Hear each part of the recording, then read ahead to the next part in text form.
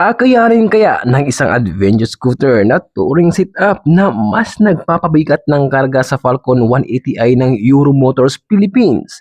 Isang hamon muli para sa ganitong klaseng adventure scooter sa Pilipinas na nagipagsabayan sa mga kilalang brand sa larangan ng adventure scooter.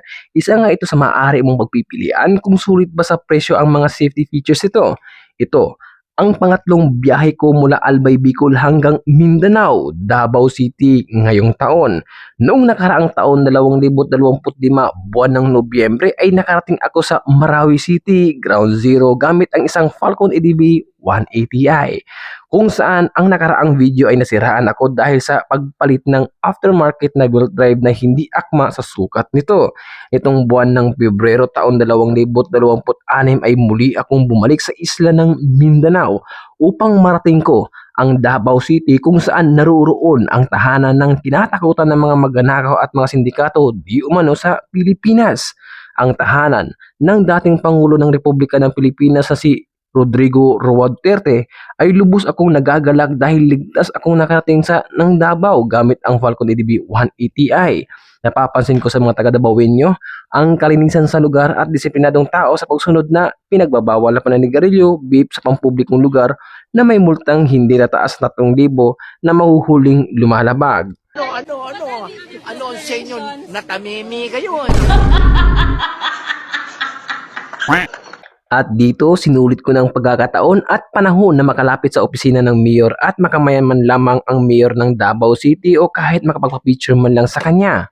Ngunit sa kasamaang palad, wala dito yung aking hinahangad. Hanggang dito lang ang aking naabutan. Bagamat bigo akong makamukhaan ng personal ang mayor ng Davao, bumawi at naibsan naman ang lungkot ko nang may inabot sa amin na pangpasubenir di umano ng isang staff ni mayor. Kaya lubos ako nagpapasalamat sa bukas na pagtanggap sa amin, Dabawenyo. Kung ang hanap mo ay subok na adventure scooter ngayong taon para sa pang-araw-araw o malayo ang biyahe, ay isama mo na sa iyong listahan na maaari mong magpipilian itong Falcon EDV 180i ng Euro Motors Philippines. Naka-dual anti-braking system na ito mula harapan at likuran.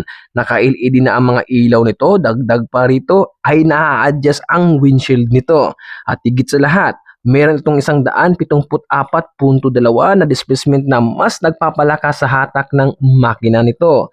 Sa presyong pangmasa at abot kaya, makukuha mo lang ito sa halagang 129,000 at 999 ay mapapasa iyo na ang adventure scooter ng Euro Motors Philippines.